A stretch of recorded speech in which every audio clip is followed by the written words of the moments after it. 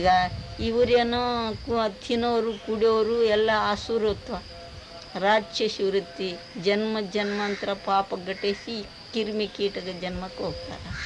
ಅದಸುರ ಧರ್ಮಗಳು ಇವು. ಇದೆಲ್ಲ ಪ್ರಪಂಚ ಅಲ್ಲ.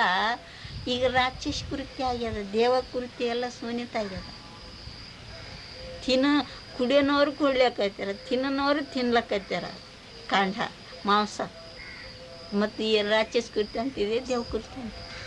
ನಿನ್ನಂತ ಎಲ್ಲ ಪ್ರಾಣಿಗಳಿಗೆ ನನ್ನಂತ ತಿಳಿದವನೇ ಜ್ಞಾನಿ, ಅವನೇ ಮನುಷ್ಯ ರೂಪ. ನನ್ನಂತ ತಿಳಿಯೋನೇನು ಮನುಷ್ಯ ರೂಪ?